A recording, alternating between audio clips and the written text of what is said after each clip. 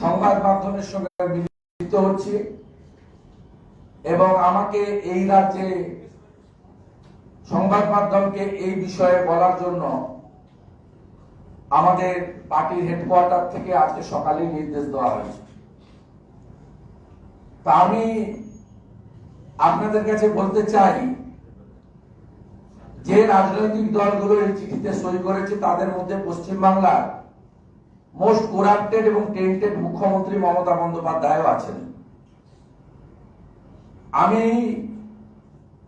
রাজ্যের opposition leader হিসেবে শুধু নয়, যেহেতু ওই চিঠিতে 8 জন বিশিষ্ট রাজনৈতিক নেতার সাথে সাথে আমার নামেরও উল্লেখ করেছিলেন মমতা ব্যানার্জি, তাই মমতা ব্যানার্জি সারদা চিটফান্ড থেকে শুরু করে পুরো পঞ্জি কালেকশনে তার এবং তার দলের ইনভলভমেন্টের কথা আমি চিঠি লিখে প্রধানমন্ত্রী মহোদয়কে বলেছি যে আপনি সিবিআই কে এটা ত্বরান্বিত করতে বলুন। পশ্চিমবাংলার 3 কোটি মানুষের টাকা গেছে ডিউ টু মমতা ব্যানার্জি। এই চিঠির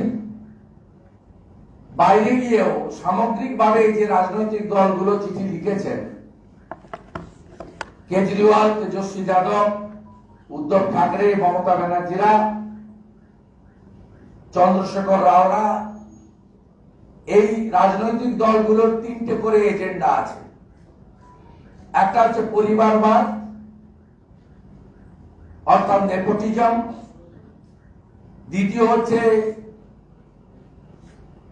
politics for business,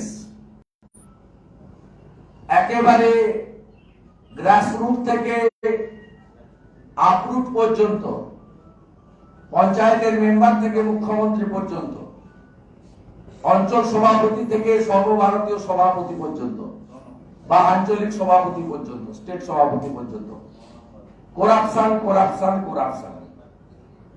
R third হচ্ছে তোষণের রাজনীতি, যাকে অ্যাপিজমেন্ট বলা হয়। এই 3টে এজেন্ডার উপরে চন্দ্রশেখর রাওরা, তেজস্বী যাদবরা, উদ্ধব ঠাকরেরা, মমতা ব্যানার্জিরা, কেজরিওয়ালরা কাজ করেন।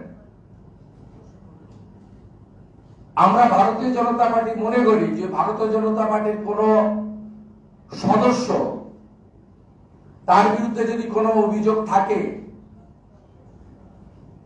আইনের পথে চলবে, সেখানে দল হস্তক্ষেপ করে না, করবেও না। ভারতবর্ষের যে সুমহান গণতান্ত্রিক ব্যবস্থা আছে, সাথে সাথে নিরপেক্ষ জুডিশিয়ারি সিস্টেম আছে, তাতে ভারতীয় জনতা পার্টি বা কেন্দ্র সরকার কখনো ন্যূনতম হস্তক্ষেপ করে না। আর যারা এই চিঠি লিখেছেন তাদের মধ্যে প্রত্যেকটা দল ইতিমধ্যে তাদের একাধিক নেতা মন্ত্রী নয় জেলে নয় জেল কেটেছেন, চার্জশিটেড হয়েছে এবং তাদের বাড়ি থেকে, তাদের আত্মীয় স্বজনের বাড়ি থেকে বিপুল পরিমাণ নগদ অর্থ, অলংকার, বিপুল পরিমাণ প্যান কার্ডের সঙ্গে অসঙ্গতি থাকা সম্পত্তির ডিট বারে বারে উদ্ধার হয়েছে। আজকে এরা ভীত, আতঙ্কিত। যেভাবে মাননীয় প্রধানমন্ত্রী লালকেল্লার প্রাচীর থেকে 2022-এর 15ই আগস্ট বলেছিলেন গরিব খুঁজছে ছাড়, আর নেতা কিনছেন, মন্ত্রী কিনছেন ফ্ল্যাট টাকা রাখার জন্য, তাতে সরাসরি কলকাতায় পার্থ অপা সিন্ডিকেটের ফাঁক থেকে উদ্ধার হওয়া তারা তারা লাল নোটের বান্ডিল সেই দিকে ইঙ্গিত করে। মাননীয় প্রধানমন্ত্রী না খাওঙ্গা না খানে দুঙ্গা, তাতে এই দলগুলো ঘাবড়ে গেছে। আমি প্রশ্ন করতে চাই তৃণমূল কংগ্রেসকে যে আপনারা 2022 সালে 538 কোটি টাকা ইলেকটোরাল বন্ডে সংগ্রহ করেছেন এবং ভারতবর্ষের মধ্যে দ্বিতীয় রাজনৈতিক দল যারা 1 বছরে এত টাকা ইলেকটোরাল বন্ডে সংগ্রহ করেছেন, আপনাদের যদি সত্যিকারের সৎ সাহস থাকে, নিজেদের সততার প্রতীক বলে যদিও এখন আর লেখেন না, তাহলে সেই তালিকা প্রকাশ করুন কারা কারা আপনাদেরকে ইলেকটোরাল বন্ড কিনে দিয়েছে। আমি তৃণমূল কংগ্রেসকে প্রশ্ন করতে চাই, গোয়াতে 47 কোটি টাকা, ত্রিপুরা এবং মেঘালয় কত খরচ করেছেন কিছুদিনের মধ্যে জানা যাবে। এই টাকার উৎস কি? এই টাকা আপনাদের কে জুগিয়েছে? কি শর্তে তারা টাকা দিয়েছে? তাদের নাম প্রকাশ করুন। আসল কথা, এই রাজনৈতিক দলগুলো ভীত, আতঙ্কিত, সন্ত্রস্ত, কোথাও কোথাও নিজেরা যাবে, কোথাও কোথাও ছেলে মেয়ে নাতি পুতি ভাইপো ভাতিজাকে নিয়ে যাবে। সেই জন্য এরা অত্যন্ত আতঙ্কিত, এরা রাত্রে ঘুমাতে পারছে না এবং সেই কারণে ইডি এবং সিবিআই কে এই ধরনের আক্রমণ করছে। পশ্চিমবাংলায় যতগুলো সিবিআই ইনভেস্টিগেশন হয়েছে বা হচ্ছে, হাইকোর্ট অথবা সুপ্রিম কোর্টের নির্দেশে। তৃণমূল কংগ্রেসের যদি সৎ সাহস থাকে, তারা উচ্চ আদালতে লড়াই না করে কেন রাজনৈতিক ভাবে এটা ইস্যু করছে? যদি সত্যিকারে রাজনৈতিক উদ্দেশ্য নিয়ে ইনভেস্টিগেশন গুলো হয়ে থাকে, তৃণমূল কংগ্রেসের উচিত উচ্চ আদালতের শরণাপন্ন হয়ে আইনি লড়াই করা। কারণ আইনি লড়াই তারা করতে পারবে না। তারা নিজেরাই জানে যে তাদের একাধিক মন্ত্রী, নেতা, মুখ্যমন্ত্রীর আত্মীয় স্বজন, ঘনিষ্ঠরা এই দুর্নীতির আবর্তে তারা সবাই যুক্ত হয়ে পড়েছে। তাই এই রাজনৈতিক উদ্দেশ্য প্রণোদিত এই চিঠির বিরুদ্ধে ভারতীয় জনতা পার্টির পক্ষ থেকে আমাদের স্ট্যান্ড আমরা ক্লিয়ার করলাম। দুর্নীতির বিরুদ্ধে মোদীজির লড়াই চলছে, চলবে। আর বিচার ব্যবস্থা তার নিজস্ব গতিপথে চলবে। তারা বিচার ব্যবস্থায় আমরা কোনোদিন হস্তক্ষেপ করিনি, ভবিষ্যতেও করব না। দ্বিতীয় পয়েন্ট আমার আজকে সংবাদ মাধ্যমের কাছে, আগামীকাল কেন্দ্রীয় হারে মহার্ঘ ভাতার দাবিতে এবং স্বচ্ছতার সঙ্গে শিক্ষক এবং সরকারি রাজ্য সরকারের কর্মচারী নিয়োগের দাবিতে পশ্চিমবঙ্গে একাধিক কর্মচারী সংগঠন, শিক্ষক সংগঠন কর্মবিরতি অর্থাৎ সর্বাত্মক ধর্মঘটের ডাক দিয়েছে। এই ধর্মঘটকে ভাঙার জন্য ইতিমধ্যে শাসক দল বিভিন্ন অফিসে পোস্টারিং করেছে, বিভিন্ন বিদ্যালয়ে শিক্ষক শিক্ষিকা শিক্ষাকর্মীদের হুমকি দেওয়া হচ্ছে এবং যারা অছাত্র তৃণমূল ছাত্র পরিষদ করে,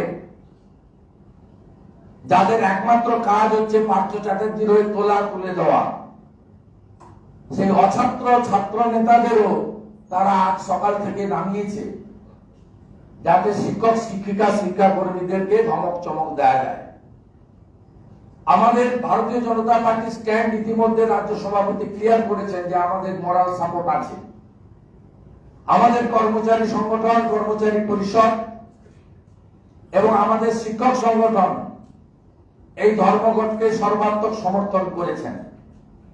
আমি এই রাজ্যের অপোজিশন লিডার হিসেবে সমস্ত সরকারি কর্মচারী, শিক্ষক শিক্ষিকা শিক্ষাকর্মীদের বলবো, যারা কেন্দ্রীয় হারে ডিএ দাবি করেন এবং ডিএ ভিক্ষা নয় অধিকার হিসেবে মনে করেন, তারা ভয় ভীতি উপেক্ষা করে কালকে ধর্মঘটে যদি সামিল হতে চান, তার জন্য যদি আপনাদের কোনোভাবে শারীরিক, মানসিক বা আইনের কর্মক্ষেত্রে কোনো অসুবিধার সৃষ্টি করে, আপনাদের কর্মচারী শিক্ষক সংগঠন যেমন পাশে দাঁড়াবে, আমাদের দল শুধু নয়, অ্যাজ এ অপোজিশন লিডার একটা সরকারি কর্মচারীকে ধর্মঘট করার জন্য যদি ট্রান্সফার করা হয়, একটা শিক্ষকের যদি ব্রেক অফ সার্ভিস করা হয়, একটা শিক্ষককে যদি পরের দিন স্কুলে ঢুকতে বাধা দেওয়া হয়, দয়া করে আপনারা আমাদের সঙ্গে যোগাযোগ করবেন। আমরা আপনাদেরকে, আমি অন্তত অপোজিশন লিডার হিসেবে বা আমাদের সমস্ত ভারতীয় জনতা পার্টির বিজেপির এমএলএরা আপনাদের পাশে দাঁড়াবে।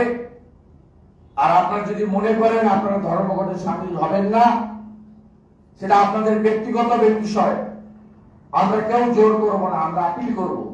যদি ধর্মঘট করতে গিয়ে আপনার উপর যদি কোন রকম শাসক বা শাসক সরকারের কোন অত্যাচার নেমে আসে, পাশে দাঁড়ানোর অঙ্গীকার আজকে আমরা আপনাদের কাছে করতে চাই। থার্ড পয়েন্ট বলে আমি শেষ করব, সেটা হলো রাজ্য সরকার পঞ্চায়েত নির্বাচন মে মাসের প্রথম সপ্তাহে করতে চান। ইতিমধ্যে আমি একটি আরটিআই করেছিলাম স্টেট ইলেকশন কমিশনে, ডবল ব্যালট বক্স কিনেছে এরা, এক সেট নয়, 2 সেট করে। আমি তার টেন্ডার প্রক্রিয়া জানতে চেয়েছিলাম, কেনা হয়েছে, অ্যাডমিট করেছে, কিন্তু টেন্ডার প্রক্রিয়া আমাকে দিতে চাইনি। আমি পুনরায় আবার চিঠি করেছি, এরপরে আইনের ব্যবস্থা নেব। যাক, সেটা অন্য বিষয়, পরবর্তী সময় বলবো।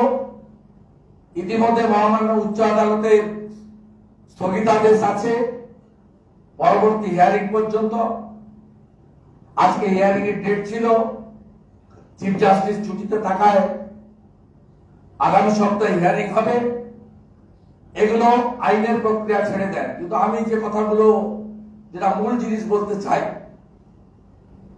আমরা যাদের নাম দিয়েছিলাম এরা দিদির দূত নয়, দিদির ভূত, তারা গ্রামে গ্রামে গিয়ে ভালো আদর আপ্যায়ন খেয়েছিলেন, মিডিয়াতে দেখিয়েছেন।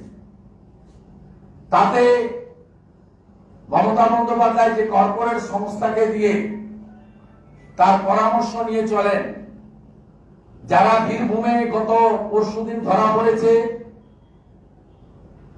পশ্চিমবঙ্গ সরকারের অশোক স্তম্ভ লাগানো গাড়িতে চেপে গেছিলেন, রামপুরহাটে ধরা পড়েছেন, সেই আইপ্যাক তারা বুদ্ধি দিয়েছেন মুখ্যমন্ত্রী এবং তার ভাইপোকে, রাস্তা সারাতে হবে।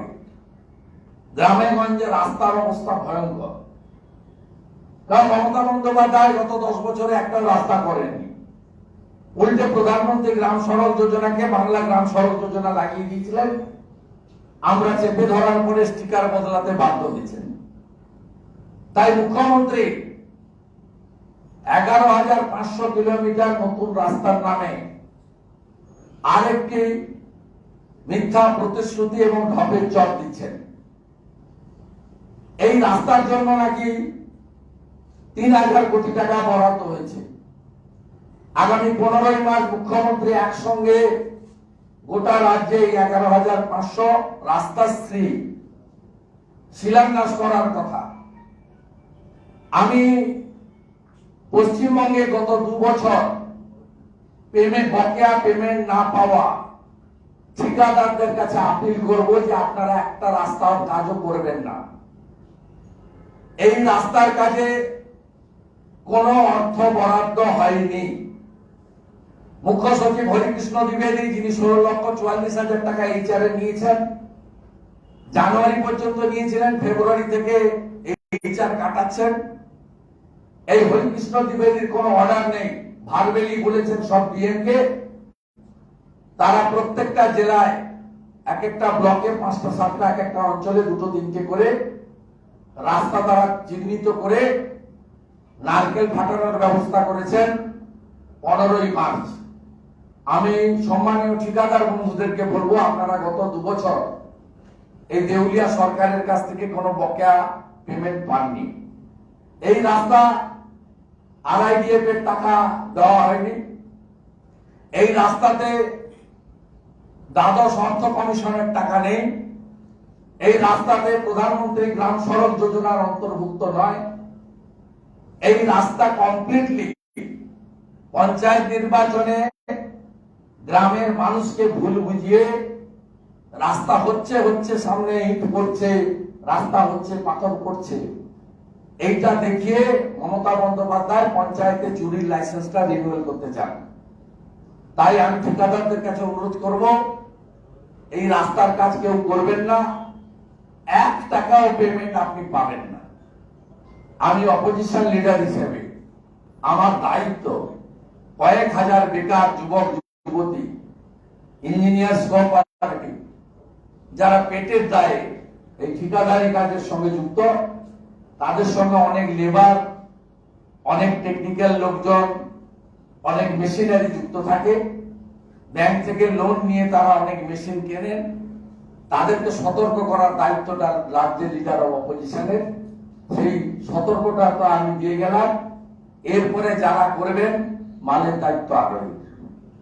শুভেন্দুদা, নিয়োগ দুর্নীতি মামলায় বনি সংযোগ থেকে ডেকে পাঠানো হয়েছে, ইডি ডেকেছে, যে কিছুদিন আগে বিজেপি করলো, এবং এই টাকা টলিউডে ব্যবহার হয়েছে বলে জানা যাচ্ছে। কিছুদিন আগে মানে 2025 বিধানসভা নির্বাচন। হ্যাঁ, ওটা অনেক দিন আগে, বিজেপিতে যোগ 2 বছর হয়ে গেল।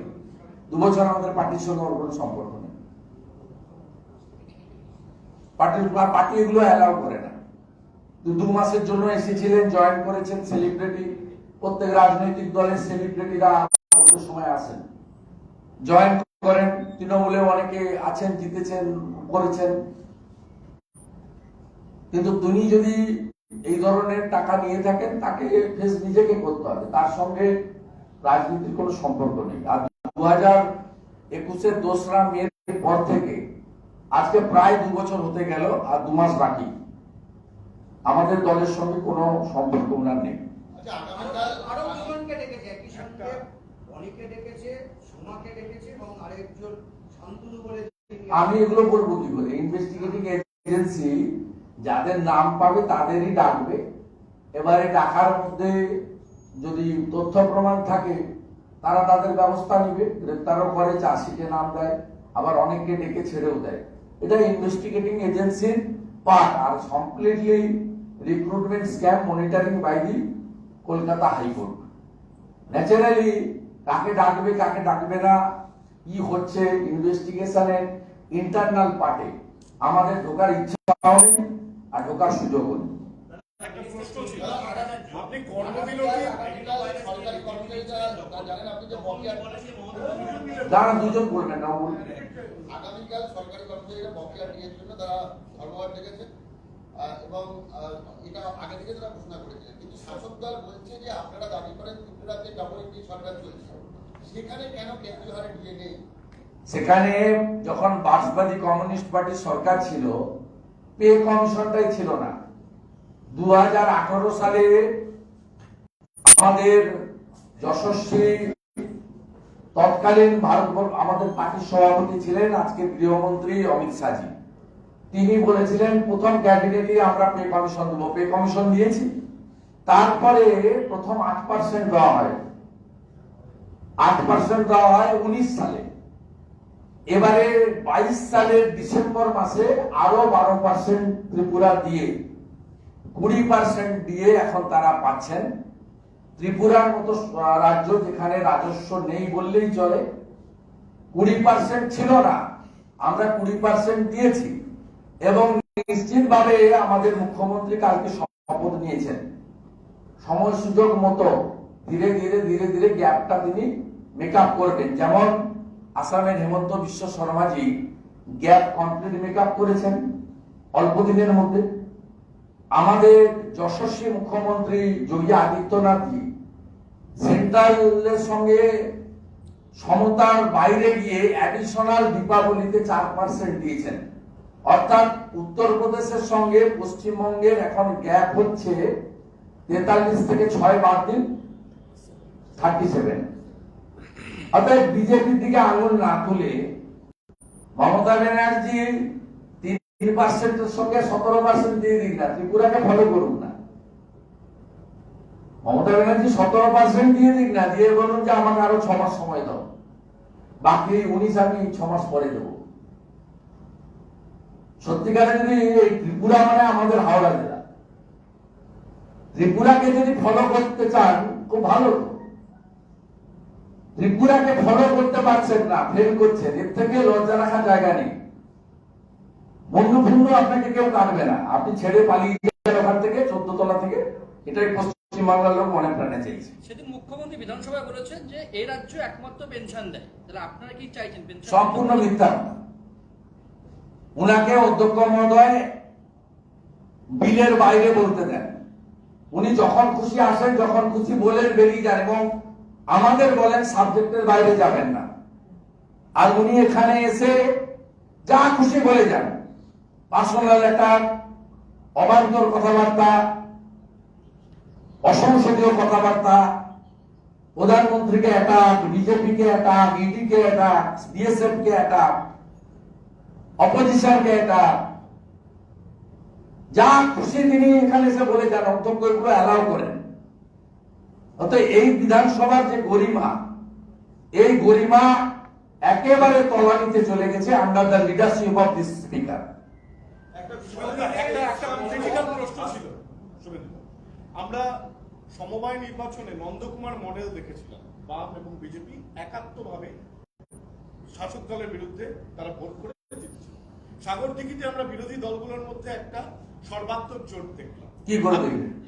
সার্বিকভাবে বিরোধী আমরা দাঁড়িয়েছি, 26,000 ভোট পেয়েছি। না, আপনারা গতবার 21-এ যে ভোটটা পেয়েছেন, সে ঠিক আছে, ক্ষেত্র অনুযায়ী ভোটের চেঞ্জ হয়। আমার যে প্রশ্নটা, আপনি কালকে যে নৈতিক সমর্থনটা জানালেন, 2014 সালে আমি তমলুক লোকসভায় জিতেছিলাম 2,43,000 ভোটে।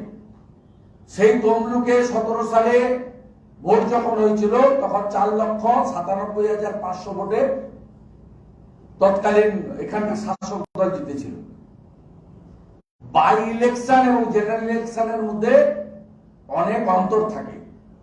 আর আমাদের আদর্শগতভাবে আমরা কংগ্রেস সিপিএম এর সঙ্গে কোনো জোটে ছিলাম না, নেই, আগামীকালও থাকবো না।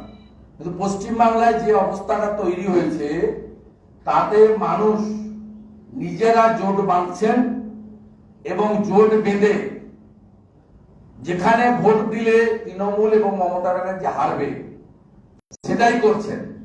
এবং পশ্চিমবাংলায় প্রায় 30 বছর রাজত্ব করা কংগ্রেস টেস্টেড এন্ড রিজেক্টেড, 34 বছর রাজত্ব করা CPM tested and rejected, BJP not yet tested in West Bengal. Naturally পশ্চিমবঙ্গে 2021-এর ভোটেও কংগ্রেস সিপিএম এবং আব্বাস সিদ্দিকী সাহেবের জোট হয়েছিল। মানুষ ওই জোটটাকে ফেলে দিয়ে অনলি অপোজিশন বিজেপিকে করেছে। তার মানে অ্যান্টি তৃণমূল যারা তৃণমূলকে সরাতে চান, তাদের চোখের কাছে এখনো পর্যন্ত টেস্ট না হওয়া ভারতীয় জনতা পার্টি হচ্ছে ডিপেন্ডেবল, ফরমেটেবল অল্টারনেট। আর পশ্চিমবাংলায় যারা একটু সমঝদার, তারা জানে এই ভয়াবহ আর্থিক সংকট, 6 লক্ষ কোটি টাকা ঋণ, 2 কোটি বেকার, 45 লক্ষ মাইগ্রেন্ট লেবার, শিল্প বাণিজ্য, বিমানবন্দর, সমুদ্র বন্দর, ফ্রেট করিডর, জাতীয় সড়কের পঞ্চত্ব প্রাপ্তি একটাও নতুন নেই। এই জায়গা থেকে যদি বেরিয়ে আসতে হয়, তাহলে নর্থ ইস্টের মতো পশ্চিমবঙ্গেও ডবল ইঞ্জিন সরকার ছাড়া পশ্চিমবঙ্গকে উদ্ধার করা যাবে না। আর দিল্লিতে কারা আছে, কারা থাকবে সবাই জানে। গত 1 বছরে 10টা স্টেটে ইলেকশন হয়েছে। প্রথম ভোট হলো উত্তরাখণ্ড, উত্তরপ্রদেশ, মণিপুর, গোয়া, পাঞ্জাব। পাঞ্জাব ছাড়া 4টে স্টেটে বিজেপি এবং এনডিএ গভর্নমেন্ট। তারপরে গুজরাট এবং হিমাচল। হিমাচল আমরা 1% ভোটে হেরেছি। গুজরাটে আমরা 3/4 বেশি মেজরিটি পেয়েছি। অপোজিশনের রেকগনাইজেশন অপোজিশন কেউ পাইনি। লাস্ট আপনারা নর্থ ইস্টার্নের স্টেট দেখলেন, সেখানকার ডেমোক্রেসি আপনারা জানেন, অতীত ইতিহাস জানেন। নাগাল্যান্ডে সুইপ করেছি আমরা, ক্লিয়ার মেজরিটি পেয়েছি ত্রিপুরাতে, ক্লিয়ার মেজরিটি, ক্লিয়ার ভার্ডিক্ট। এবং মেঘালয়েও আমরা ভোট পরবর্তী সময়ে এনডিএ গভর্নমেন্ট ফরমেশন করে 10টার মধ্যে 8টা স্টেটে সেখানকার মানুষ গভর্নমেন্ট তুলে দিয়েছে। ন্যাচারালি দিল্লিতে নরেন্দ্র মোদীজি বিজেপি তথা এনডিএ কোনো অল্টারনেট নেই। তাই ডবল ইঞ্জিন সরকার বেঙ্গলে দিতে পারবে একমাত্র বিজেপি। এটা মানুষ জানে, মানুষের উপর ছেড়ে দিন, তারা ঠিক অ্যাপ্রোপ্রিয়েট টাইমে অ্যাপ্রোপ্রিয়েট রেজাল্ট দিয়ে দেবে। মাননীয় বিরোধী দলনেতা, আপনি যেহেতু একটা নৈতিক সমর্থন জানালেন কালকে, পঞ্চায়েতের আগে কি একটা 1:1 লড়াইয়ের পরিবেশ পরিস্থিতি তৈরির দিকে যাচ্ছে? কারণ আপনি একটা নৈতিক সমর্থন জানালেন। শুনুন, আমরা ভারতীয় জনতা পার্টি একমাত্র অপোজিশন। আমরা ক্ষুদ্র রাজনীতি করি না। আমাদের যেমন সেন্ট্রাল লিডারশিপ হাঁসখালিতেও টিম পাঠিয়েছিলেন, সাথে সাথে কিন্তু রামপুরহাটের বগডুইতেও সেন্ট্রাল টিম এসেছিল। রামপুরহাটের বগডুইতে মুসলিম মহিলা এবং শিশুদের পুড়িয়ে মেরেছিল তৃণমূলীরা। ওই রামপুরহাটের বগডুই বুথে আমরা মাত্র 17টা ভোট পেয়েছিলাম। ওখানে আমাদের ট্র্যাডিশনাল ভোট ব্যাংক অনুযায়ী ভোট নেই, কিন্তু যেদিন ইনসিডেন্ট 21শে মার্চের পরের দিন 22শে মার্চ 23শে মার্চ, সেদিন কিন্তু ভারতীয় জনতা পার্টির 55 জন এমএলএ প্রথম পৌঁছেছেন, মুখ্যমন্ত্রী 24 তারিখে পৌঁছেছেন। ভোটের জন্য আমরা যাইনি।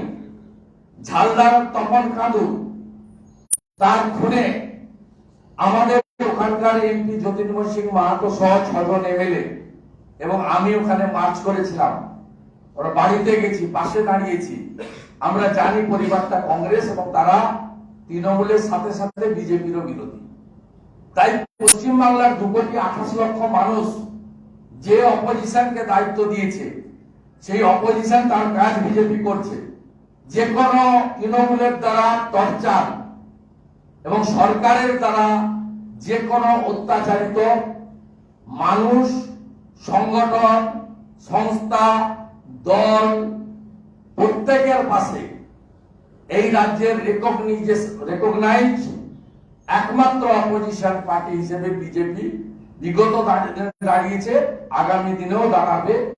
কালকে ধর্মঘটেও সরকারি কর্মচারী শিক্ষকদের এই চুক্তিগ্রাহ্য অধিকারের লড়াইতে আমাদের সর্বাত্মক সমর্থন থাকলো। আমি হুগলির খানাকুলে যাব, কালিমপুরে যাব, 5,000 লোক নিয়ে হাঁটবো। চলুন।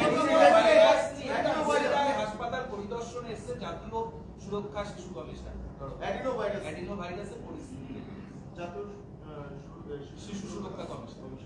এখানকার শিশু সুরক্ষা কমিশন কোথায়? আমাকে চিঠি করেছিল, চিঠির পর চিঠি, বলছে পয়লা ভাইপোকে, চিঠি লেডি কিংকে, চিঠির পর চিঠি। এখানকার শিশু সুরক্ষা কমিশন কোথায়? তার তৃণমূলের শাখা সংগঠন হয়ে গেল নাকি? আমরা আজকে অ্যাসেম্বলিতে বলেছি এবং অ্যাসেম্বলিতে আজকে অধ্যক্ষের রোল খারাপ ছিল না। অধ্যক্ষ বললেন মাননীয় স্বাস্থ্য রাষ্ট্রমন্ত্রী বলুন। তার স্বাস্থ্য রাষ্ট্রমন্ত্রীর কথা তো আপনারা শুনেছেন, অগ্নিমিত্রা পাল, ডাক্তার মুকুটমণি অধিকারী আপনাদের ব্রিফ করেছেন। আমি নতুন করে কি বলবো? তিনি স্টেটমেন্ট না দিয়ে আমাদের জ্ঞান দিচ্ছেন। কে জ্ঞান দিচ্ছেন? 2006 সালে যে তার এমএলএ কে জ্ঞান দিচ্ছেন। 2011-তে নন্দীগ্রামের পরে জিতে আসা এমএলএ, যিনি আমার 16 সালে ফেল করেছেন তন্ময় ভট্টাচার্যের কাছে। তারপরে আমার হাত পা ধরে একটা পতাকা নিয়ে যাননি, আমার দয়ায় আবার ফিরে এসে হাত মন্ত্রী হয়েছেন। তিনি দাঁড়িয়ে অ্যাসেম্বলিতে আমাকে জ্ঞান দিচ্ছেন বিরোধীরা থাকবে না কেন, বিরোধীদের থেকে শোনা উচিত, ওর কাছ থেকে জ্ঞান নিতে হবে। উনি আমার কাছে ট্রেনিং নিয়ে যান। মন্ডল 6 দিনে 6.5 কোটি টাকার সম্পত্তি কিনেছে, সিবিআই দাবি করেছে এক। আর আজকে উত্তর দিনাজপুরে একজন সিভিক ভলেন্টিয়ার মারা গেছে তৃণমূলের তৃণমূল সভাপতি। এবং আমি অনুব্রত মন্ডল নিয়ে কিচ্ছু বলবো না। আমি শুধু বলবো তদন্তকারী সংস্থা গত 1 বছরে উনি 5 কোটি টাকার বেশি লয়ার পেমেন্ট করেছেন, লয়ারদের দিয়েছেন, সুপ্রিম কোর্ট হাইকোর্টের বড় লয়ারদের, more than 5 CR against CBI and ED. এই টাকার সোর্সটা তদন্তের মধ্যে আনা উচিত। আমি লিডার অফ অপোজিশন হিসেবে এটা তদন্তকারী সংস্থাকে অনুরোধ করব যে বাকি তো যা হচ্ছে গরু টরু ইত্যাদি সব হবে, তো আর প্রমাণ নিয়েই লিখিয়েছে। কত সম্পত্তি ইনকাম ট্যাক্সের প্যান কার্ডের বাইরে কিনেছেন সেটাও তো চোখের সামনে এসে গেছে। কিভাবে ভোলে বাবা রাইস মিলে কৃষকের চাল ধান লুট হয়েছে, গোটা রাজ্য জুড়ে লুট করছে এরা, মানুষ দেখেছে। সেক্ষেত্রে আমি বলবো ইনভেস্টিগেশনের মধ্যে 5 কোটি টাকার বেশি পেমেন্ট কে করেছে এটা দেখা দরকার এবং এটা ইনভেস্টিগেশনের আওতায় আনা উচিত, এটা আমি দাবি করব। আর ইসলামপুর নিয়ে আমাকে কিছু বলতে হবে না, আমাদের অত্যন্ত সিনিয়র লিডার নর্থ বেঙ্গলের অনারেবল এমএলএ করিম চৌধুরী যা বলে গেছেন দ্যাটস এনাফ। না, ওখানে করিম সাহেবের বক্তব্য নেই দেখার, ওটাই আমাদের বক্তব্য। ওখানে গুলি চললো, বিধায়ক ঘনিষ্ঠ সিভিক ভলেন্টিয়ার, তার মাথায় গুলি লেগেছে। মূল অভিযোগ পঞ্চায়েত প্রধানের দিকে, কিন্তু তৃণমূল সভাপতি এবং বিধায়ক। দেখুন গৃহযুদ্ধ তো ওই এলাকা, আমি অনেকদিন ধরে আমার এক্স পার্টির ইনচার্জ ছিলাম, ওখানে কানাইয়ালাল আগরওয়াল এবং ব্লক প্রেসিডেন্ট জাকিরের সঙ্গে করিম সাহেব এবং তার ছেলের কি সম্পর্ক অনেকের থেকে অনেক বেশি আমি জানি। করিম সাহেব ইন্ডিপেন্ডেন্ট দাঁড়িয়েছিলেন আপনারা জানেন, পরে বাই ইলেকশনে তিনি টিএমসির ক্যান্ডিডেট হন কার্যত আমার অনুরোধে। ন্যাচারালি আমি এগুলো জানি, এটি গৃহযুদ্ধ নিয়ে আমার কিছু বলার নেই। আমি শুধু একটা কথাই বলবো, পশ্চিমবাংলার মাননীয় স্বরাষ্ট্রমন্ত্রী তথা পুলিশ মন্ত্রী তথা মুখ্যমন্ত্রী, তিনি বিধানসভাতে তার বৃহস্পতিবার ডেট অ্যালট থাকে, আজকে ছিল হোম, একটা দিনও কোশ্চেন অ্যান্সারে থাকেন না, জিজ্ঞেস করবে কাকে এমএলএ। এবং 12 বছরের মধ্যে একবার হোম বাজেট নিয়ে আলোচনা হয়েছে, 11 বার তিনি হোম বাজেট নিয়ে আলোচনা করেননি, এবারও নেই। হোম নেই, এডুকেশন নেই, হেলথ নেই। শনিবার দিন সব গিলোটিনে চাপাবে, মানে বিধানসভার সংসদীয় ভাষায়, যেখানে মাননীয় স্বরাষ্ট্রমন্ত্রী বিধানসভার কাছে তার অ্যাকাউন্টেবিলিটি নেই, সেখানে সাধারণ মানুষ বা বিরোধীদের কাছে তিনি কি বলবেন। আমি আশা করব মাননীয় মুখ্যমন্ত্রী তিনি তার দলের এমএলএ করিম চৌধুরীর তোলা প্রশ্নগুলো তার উত্তর দেবেন, কারণ করিম চৌধুরী এক কথার লোক আমি জানি, অনেকবার দল ছেড়েছেন, অনেকবার দলে ফিরেছেন। তিনি 3 দিনের একটা টাইম লাইন বেঁধে দিয়েছেন। আমি করিম সাহেবকে বলবো যে 72 ঘন্টার মধ্যে আপনি যদি স্যাটিসফ্যাক্টরি অ্যান্সার না পান, আপনি তো ম্যান অফ ওয়ার, অত্যন্ত সিনিয়র লিডার, আপনি আপনার কথা রাখবেন, বাংলার মানুষ আপনার অপেক্ষায় থাকবে। আর না ভাই, না এতক্ষণ সাংবাদিক সম্মেলন করতে নিই। একটা